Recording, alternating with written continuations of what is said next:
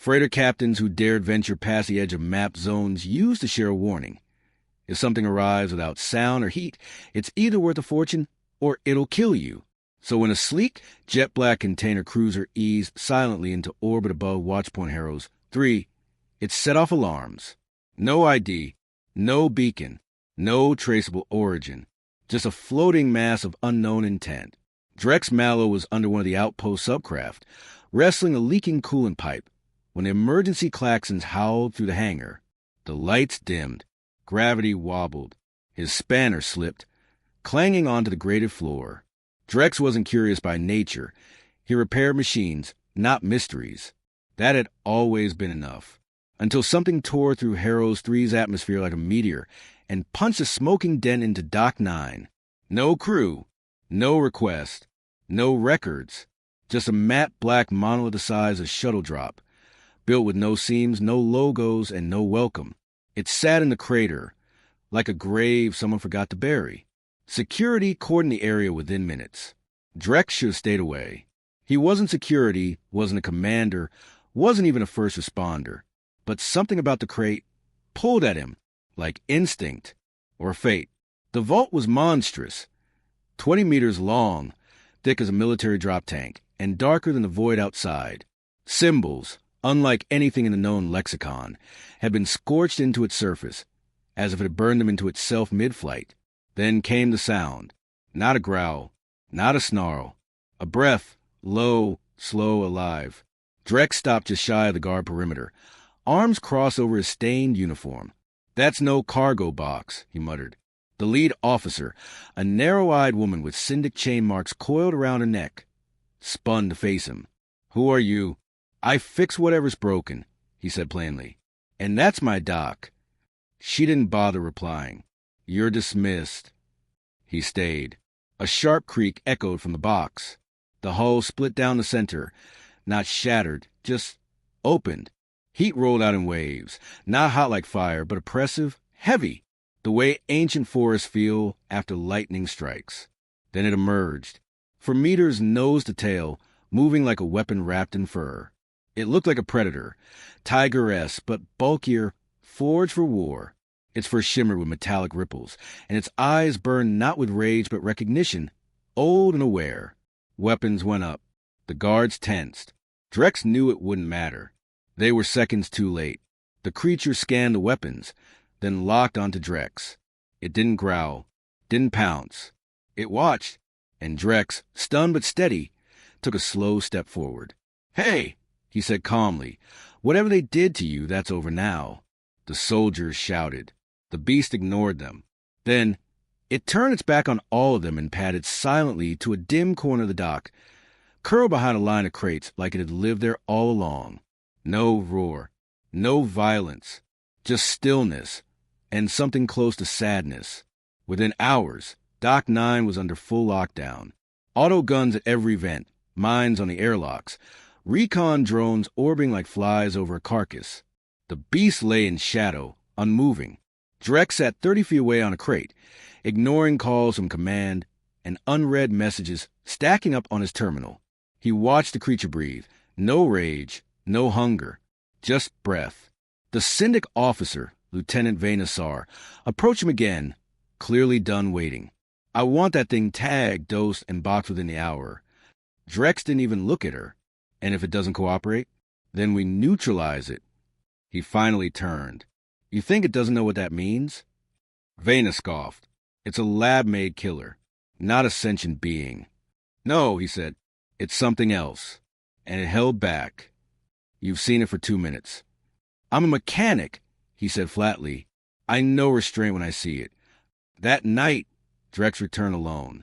He disabled the closest drone with a handheld override spike, slipped past the grid with a portable signal scrambler he'd built in trade school, and sat again near the crate. The beast watched him. "I don't know what they called you," he whispered, "but I know what they didn't. They never gave you a name, did they? Just a designation, a target, maybe tried to break you." The creature's tail thudded once. "I've been broken, too," he went on. "One day I stopped building ships and started fixing pieces of other people's failures. A cog in a system that doesn't even know I'm there. The creature raised its head. Their eyes met again. Drex got up, grabbed a dermal patch from his toolkit, and crouched. He'd seen the burn, deep and untreated, along its front leg. He waited. After a moment, the beast lifted its paw, just barely. Permission. He cleaned the wound, sealed it, hands trembling, not from fear, but from the sheer weight of the moment. Name's Drex. A deep, low rumble rolled out of the creature's chest. Not anger. Something closer to a reply. Yeah, Drex said, sitting beside it. We'll find yours. Since its arrival, Harrow's, 3 hadn't known peace. Every breath on the station felt like it could wake whatever waited in Dock 9. Rumors tore through the modules. Some said it was a Syndic's lost war beast. Others claimed it was a failed god. Everyone had a theory. But Drex had seen it. It wasn't a weapon. It was a survivor. He rerouted heat to her corner, lowered the lighting so it didn't sting her eyes, recycled the airflow so she could breathe unfiltered oxygen, not out of fear, out of respect. They think you're broken, he told her one night, torquing a pressure bolt with quiet rhythm. But I think you're the only thing they ever made that worked. Her stripes pulsed gently. They built something they couldn't control, not because it's violent, but because it has choice. She blinked once. Slow. That night, an alert hit. A new ship inbound. No call sign. No registry. The Syndic had come back. Drex met Sar in the command center. She stood stiff and sharp behind the console. They're here for her, she said bluntly. You're to stand down. They stuffed her in a flying coffin. Drex snapped. They don't get to just... She is a classified prototype. She belongs to them. She belongs to no one. She doesn't belong to you either, Sar hissed. She belongs to herself. That's the part you don't get. The Syndic sent a squad, black armor, silent boots, 15 soldiers, 2 mechs, and 1 handler with neurocontrol scars, still healing from the last time they tried. When Drex got back to the hangar, she was already standing, watching the door. They're coming, he said, kneeling. They want to take you again. She opened her eyes. I won't let them, he whispered. But it has to be your choice. What do you want? She didn't reply. She simply rose, walked to the center of the bay, and sat, facing the entrance, unflinching, waiting. Drex was waiting. He stood just beyond the reinforced bay doors, arms folded, soot streaked across his face from a makeshift heating system he'd patched together hours ago. He looked tired but resolved, like someone who'd finally chosen a side not because it was easy, but because it was the only thing that felt true. Move, the handler ordered, voice clipped and smug. Drex didn't flinch. Or what? Or you go down with the target. She's not your target. She's not anyone's. The handler didn't argue, just gave a curt nod. The lead enforcer tapped his gauntlet. The doors peeled open with a hiss. But instead of a sterile hangar, they walked into something different. The temperature dropped sharply. Mist clung to the air in thick clouds. Drex had rerouted the cryoflow lines, flooding the bay with cold vapor. Visibility dipped, and every sound stretched and echoed. No longer a dock, a hunting ground. She was already moving. The first attack came from the left. No growl, no warning. Just a blur of shifting silver, a whip-crack sound. And one of the mechs dropped like a collapsed scaffold. Screams followed. Plasma fire lit up the fog. Someone yelled to fall back. Too late. Shah came down from the overhead, piping like a falling comet. Pure muscle and momentum. She struck the second mech from above, tearing it off its gyros before it could stabilize. Sparks exploded. Then silence. For troopers dropped in under a minute. 2 unconscious. 2 too injured to rise. 1 fired blindly. Shah twisted midair, slammed his weapon aside with her tail, and pinned him gently but decisively to the floor. Then she faced the handler. He reached for the neural spike. She didn't move. He hesitated. She watched, and after 1 long second, he let the device fall. She stepped back. Not a threat. A choice. The remnants of the retrieval squad stumbled back, dragging their wounded. Confusion etched into their expressions. None of them spoke. No commands. No final threats, just fear. As the mist thinned and the tension dissolved into silence, Drek stood exactly where he'd been the whole time. And when the vapor cleared completely, Shah was beside him, untethered, untouched. Free. You chose, Drek said quietly. She didn't roar. She answered. By the time the Syndic crew limped off Harrows. 3. Whispers had already begun spreading beyond official channels. No announcement came from command, no admission of failure. But in encrypted forums, freighter convoys, and old back-channel signals, the story traveled like lightning. An apex predator had refused to kill. A station mechanic had stood in the way. And a capture mission ended in retreat. People started speaking her name, not because anyone had told them, but because now she had won. In the stillness of the auxiliary subdeck, Drex lay on a cold bunk, tossing a fractured wrench in the air with the kind of tired rhythm that only comes from purpose. He'd started sleeping near Bay 9, not because he feared an attack, but because he trusted her more than the politics outside. Shah never left the hangar. She didn't need to. The guards stopped posting nearby. Orders from above grew sparse, fragmented. Even the station's AI rerouted non-critical systems away from the bay, like it understood what lived inside now wasn't a threat. It was a force. She rested in the warm orange light Drex had installed himself. Every night her eyes followed the path of his torch, her ears twitching at the clicks of his tools. Sometimes she rose, walked beside him, then sat in silence while he patched up freighters or pounded rust from old gear. You need a name, Drex muttered one night, wrench in hand. Shah tilted her head. I can't keep calling you. The reason my repair requests keep getting delayed. She blinked. Not mockery, just attention. In the old Terran records, the ones buried under collapsed temples and dust, they wrote about guardians, monsters that weren't monsters, beasts that stood between men and the void. They had names, not designations. He paused, thoughtful. You ever hear Chara? One ear twitched. Didn't think so. She was a myth. A giant cat, they said, stars in her eyes. Protected the free. Never killed unless she had to. But when she did, she tore kings from thrones. Drex leaned back, arms across his chest. I think you're a Chara. The giant creature padded forward, stopped beside him, and lowered her head into his lap. He didn't speak, just placed a hand on the soft ripple of her fur and listened to the quiet thump of her breath. And just like that, she was no longer asset. She was Shah. The name passed from person to person without being spoken aloud, like a secret everyone shared but no one dared own. And though no one else used a word, everyone felt the change. Shah had chosen not to kneel. The peace didn't last. 3 weeks later, something worse than a Syndic team arrived. A bounty hunter. His ship was long, dagger-shaped, and covered in patched-together kill marks.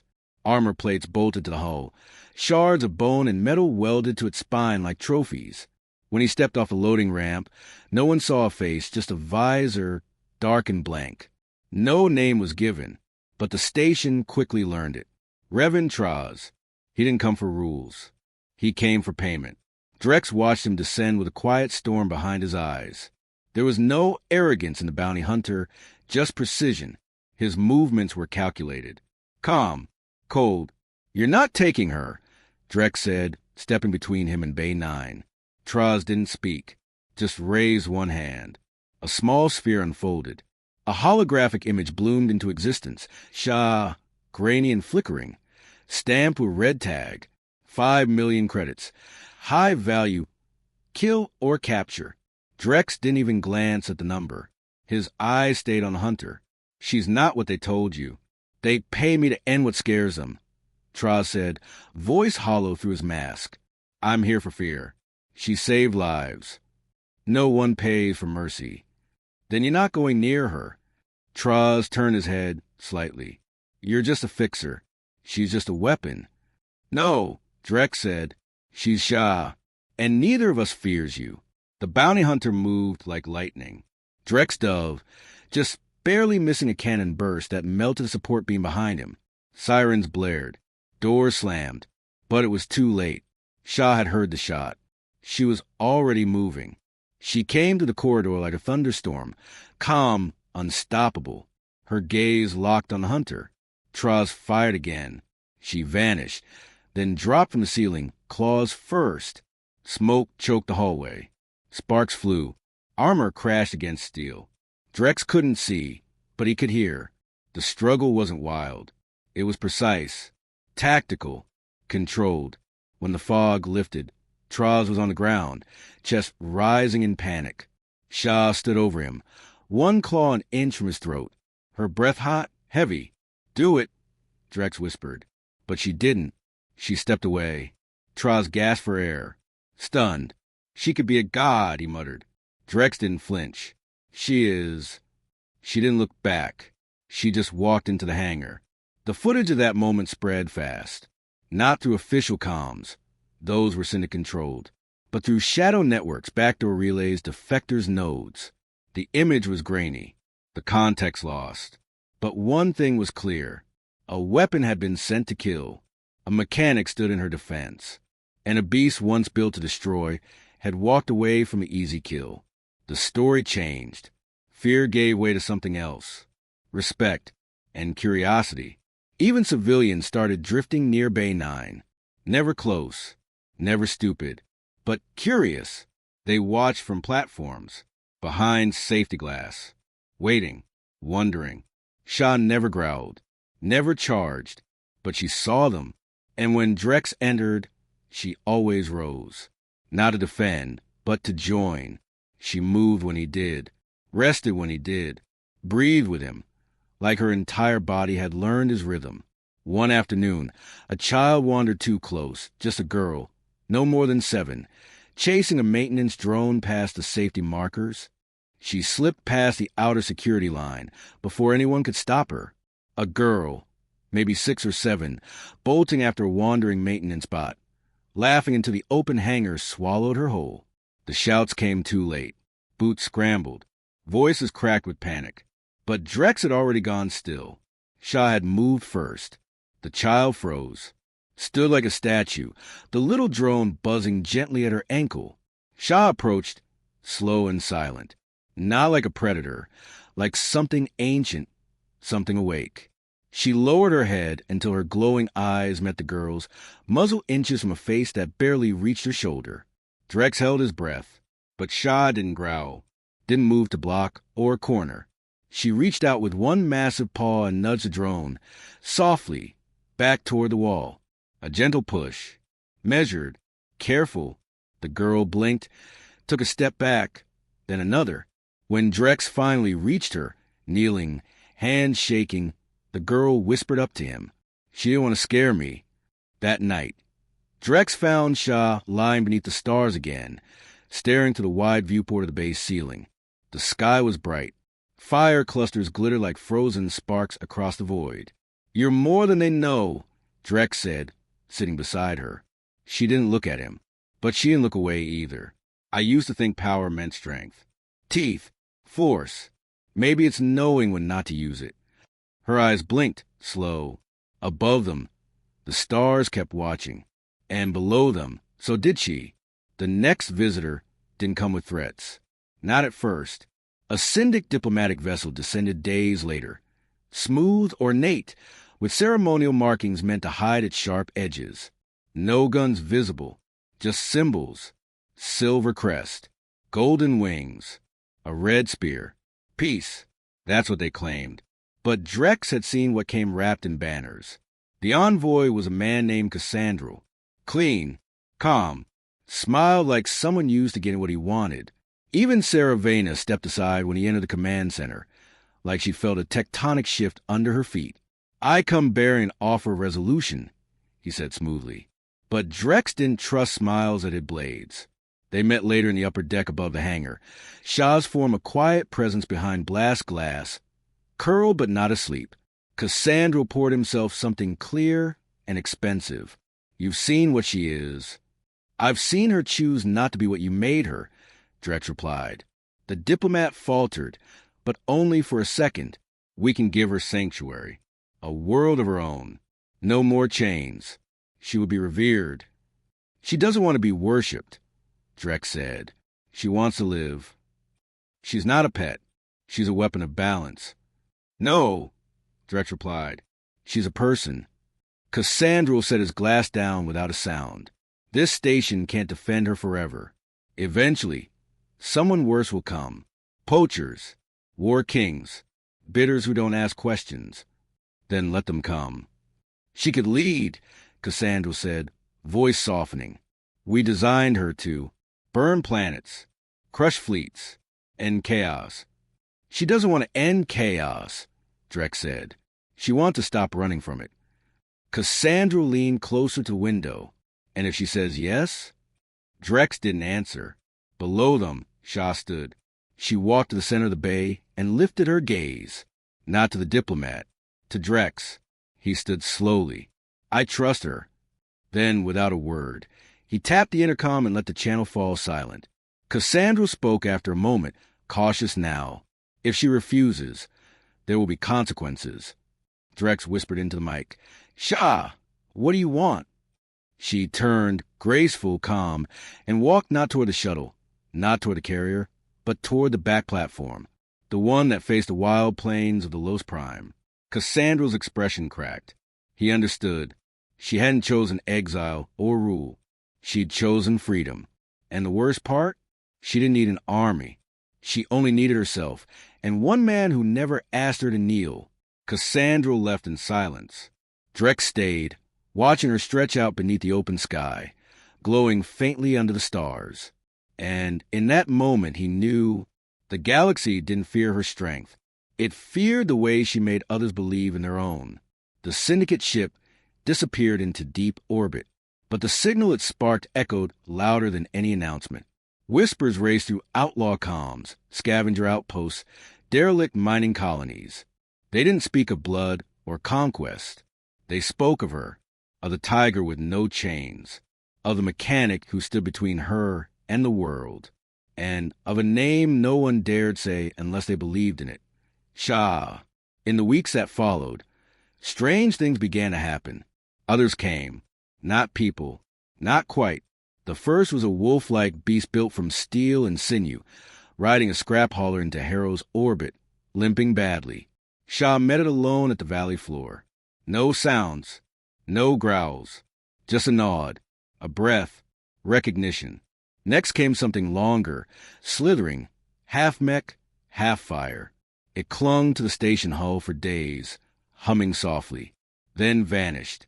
Then others, dozens, creatures lost in syndicate labs, designed, abandoned, rewritten, hiding.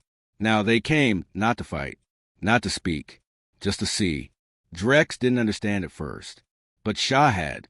She rested now on the hill just outside the hangar, exposed, unafraid, not guarding, gathering. The outpost wasn't a shelter anymore. It had become a signal. The syndicate noticed. And when fear takes root in power, it reacts violently. They called it a convergence. What they meant was a rebellion too early to crush with propaganda. So they brought fire. No warning. No talks. Just sky-breaking engines. 5 cruisers. 2 orbital cannons. 1 city-scale dreadnought. No more offers. No more veils. This time, the message was simple. Burn everything. Start with a tiger. Drex stood on the command deck, silence like static in his ears. Sarah was there, too, but she no longer issued orders. This isn't a war, she said, voice numb. It's a purge. Drex walked out, into the twilight, to where Shah already waited, head raised, unmoving, watching the stars fade behind the engines. What do we do? He asked softly. She didn't turn. She lifted her head higher, a silent defiance. And then, from the shadows, from forests and fractured skies, they came. The wolf, the serpent, and more. Beast Drex had no words for. Monsters, yes, but remembered ones. Creatures who had once been things, and had become themselves again. They didn't march. They gathered, not for war, for her. The Syndic ships reached range. Cannons warmed. And from the uplink tower, Drex's voice echoed out, calm and unshaken. This is Harrow's 3. We do not run. We do not bend. We do not serve. Then he added, she is not yours. The first cruiser fired, but the bolt never landed. Shaw rose and met it head-on. She leapt into the sky like gravity meant nothing, intercepting the blast of her body, redirecting in a howl that cracked the clouds. And behind her, they surged. Not beasts, not drones, not failures. Kin, and they didn't fight to conquer. They fought to be seen. When the dust cleared, only scraps of the Syndicate armada remained, twisted metal falling like ash. Engines dead. They ran, and Shaw stood in the wreckage, bloody but alive, breathing, becoming.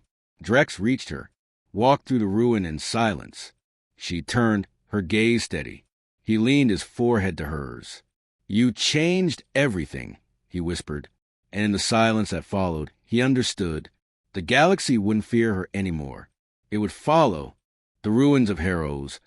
3 shimmered under the pale light of the Los Prime's twin moons, their glow casting long, quiet shadows across the valley. Fires had gone out. Engines had stilled. And for the first time in living memory, there was no alarm sounding through the station. Only breath. Only the hum of power slowly stabilizing beneath wounded steel. Shaw lay on the ridge again, still, eyes half-lidded, ribs rising and falling in rhythm with the wind. She wasn't sleeping. She was listening. Drex stood nearby, a fresh weld torch in his hand, staring at the broken dome of what used to be outpost control. He wasn't thinking about what to fix first. He was thinking about what it meant to build something that lasted. They hadn't just survived a war. They'd ended a myth. The Syndicate hadn't left quietly, but they hadn't returned either. Their ships scattered across the system, crippled and leaderless. Their narrative, the one that had painted Shaw as a weapon, an object, a mistake, was in ruins, because the footage hadn't just shown a beast fighting back. It showed a choice. The galaxy hadn't seen that before. A creature made to conquer, choosing not to, choosing peace, choosing herself. And it changed everything. Now, people came from the edges of space. Quiet travelers, former engineers, bioform escapees. Some arrived with injuries, some with nothing at all. None of them asked for permission. They simply came and waited, hoping, watching, not for protection, but for a place that didn't try to name them. They'd found it. By the 3rd month, the hangar was no longer a bay. It was a sanctuary, a forge, a place of decisions. Drex kept working, of course. He rebuilt panels, rerouted broken power lines, taught others how to clean coil burns without setting off the emergency systems. But he wasn't alone anymore. They helped each other. They shared food, tools, and stories. No hierarchy, no rank, just purpose. And Shaw was at the center of it all. Not as a ruler, not as a legend, but as a reminder. That survival wasn't about domination. It was about remembering who you were before someone tried to define you. Sometimes she would still walk the perimeter, not to guard, but to feel the edges of the place they were building. She rarely roared. She didn't need to. Her silence had become the loudest answer the stars had ever heard. Drex found her one evening, standing at the edge of the platform again, eyes scanning the constellations. You ever think we'd get this far? He asked. She didn't move, just flicked her tail once. That was enough. He smiled. Didn't think so. He sat beside her, the cold steel humming beneath him, the stars shifting overhead. After a while, others joined, quietly, respectfully. A former scout with cybernetic eyes. A child who used to be afraid of the dark. Even Saravena, her syndicate markings now faded, stood with them, arms folded, not as a soldier, but as someone who had chosen to stay. They weren't a rebellion. They were proof that the old systems had failed, proof that something stronger, something freer, had taken root in the ashes. Drex exhaled slowly, the cool night air catching in his throat. He reached out and rested a hand on Shaw's side, feeling the steady pulse of life beneath her fur. You started something no one can stop, he whispered. And for the first time in months, Shaw closed her eyes. Peace, real peace, had arrived. Not because someone allowed it, but because someone chose it. And from that ridge on Harrow's 3, under the watch of stars and stories, the future didn't begin with a war. It began with a name. Shah, the one who remembered, the one who waited, the one who was never theirs. And now, the galaxy belonged to those who chose to be free.